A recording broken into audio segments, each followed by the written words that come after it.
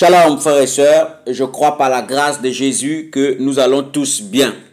Je suis dans la joie de refaire un autre audio aujourd'hui. Vous l'avez certainement constaté, depuis un moment il n'y en avait plus d'audio sur la chaîne. L'ordinateur était tombé en panne. Je rends grâce à Jésus que nous avons pu le réparer et aujourd'hui le Seigneur nous fait grâce d'enregistrer un autre audio. Nous allons reprendre nos exhortations. Nous allons commencer une étude sur la première épître de Pierre. Aujourd'hui, nous allons voir le chapitre 1. Mais qui a écrit cette épître? D'accord? Qui a écrit cette lettre? C'est donc Pierre qui est l'auteur de cette épître. Nous le voyons dans le livre de 1 Pierre chapitre 1, le verset 1. Dans 2 Pierre chapitre 3, le verset 1, Pierre confirme que c'est bien lui qui a écrit cette lettre. Toutefois, quand on lit 1 Pierre chapitre 5, le verset 12, nous comprenons que Pierre est l'auteur de cette épître, c'est bien vrai, mais c'est le frère Sylvain qui a en réalité rédigé cette lettre dictée par Pierre. D'accord? Qui était donc le frère Pierre? Qui était Pierre? Pierre était le fils de Jonas. D'accord? Nous le voyons dans le livre de Matthieu chapitre 16, le verset 17 et Jean chapitre 1, le verset 42. Ne confondons pas Jonas, le prophète, qui a existé bien avant le père de Pierre et Pierre lui-même. D'accord? Nous le voyons dans le livre de 2 Rois chapitre 14, le verset 25. Ce prophète Jonas, dont nous avons le livre de Jonas, d'accord, a existé au 9e siècle avant Jésus. Et Jésus lui-même l'a cité, d'accord, dans le livre de Matthieu chapitre 12, le verset 38 à 41. Donc, le Jonas, qui est le père de Pierre, n'est pas Jonas le prophète, d'accord. Pierre était un homme marié et sa femme l'accompagnait dans son ministère. Nous le voyons dans le livre de Marc, chapitre 1, le verset 29 à 31. Et 1 Corinthiens, chapitre 9, le verset 5. Nous savons aussi que Pierre était un apôtre. Nous le voyons dans le livre de Matthieu, chapitre 10, le verset 1 à 4. La première épître, d'accord, de Pierre a pour thème souffrance et gloire. En effet, un événement va survenir à Rome sous Néron. D'accord? Mais qui était Néron? Néron était donc l'empereur de Rome et il aimait construire. Certains commentateurs bibliques disent que comme Néron aimait construire et qu'il voulait étendre la ville, il aurait mis le feu à la ville pour détruire ce qui existait déjà afin de reconstruire. D'accord? Que ce soit Néron ou pas, qui est l'auteur de cet incendie, l'amertume des Romains était si profonde, car la population avait perdu beaucoup dans cet incendie.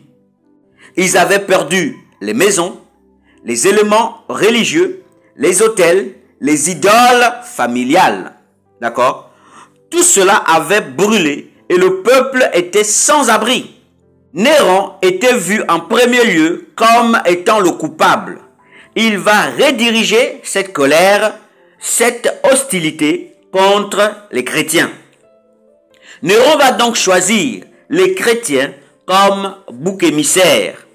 Déjà, les chrétiens n'étaient pas aimés ou appréciés à Rome.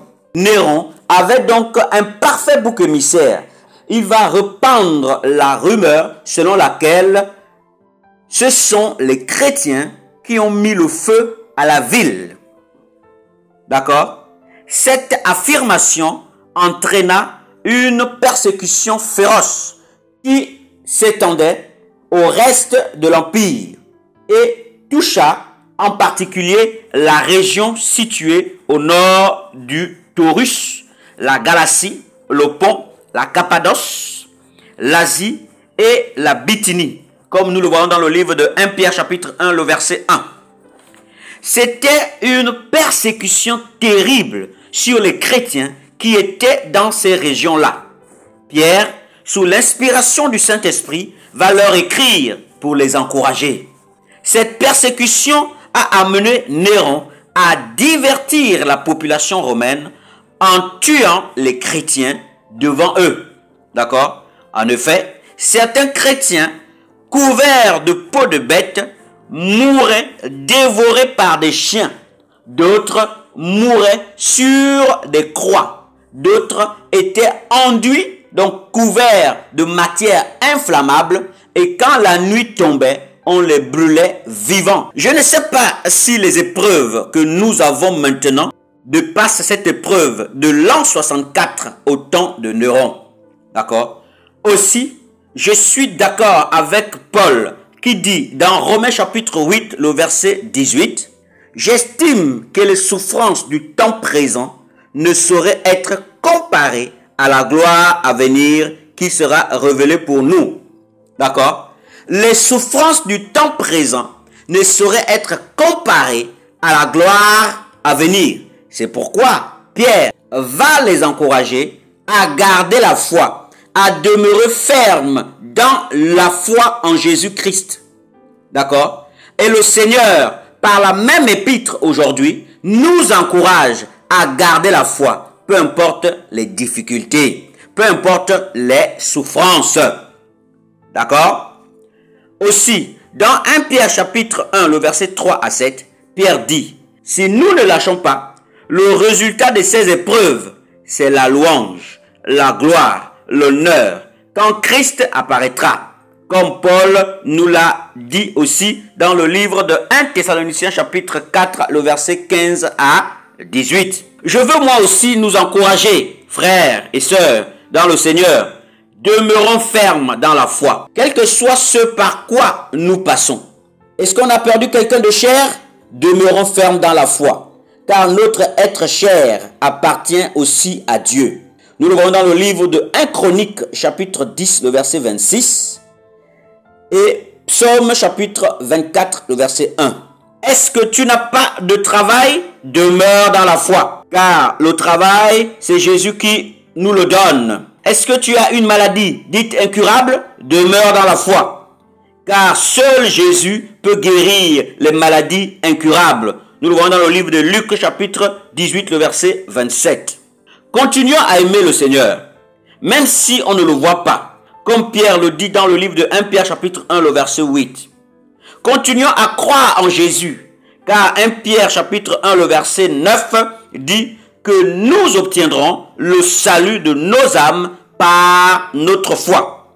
Or, le mot salut veut aussi dire délivrance. Nous obtiendrons aussi notre délivrance au moyen de notre foi en Jésus-Christ. Nous obtiendrons aussi notre guérison au moyen de notre foi en Jésus-Christ. Nous obtiendrons la paix du cœur malgré ces nombreuses épreuves si nous gardons la foi en Jésus. Ne murmurons pas contre Dieu. Ne l'accusons pas comme ceux qui ne croient pas en lui dans le monde. De tels agissements retardent notre délivrance, retardent notre guérison. Mettons notre foi et notre confiance en Jésus et nous verrons sa gloire et nous verrons sa puissance. Que le nom de Jésus soit toujours béni dans nos bouches. Au nom de Yeshua, Amen. Il a promis d'être avec nous, sa fille.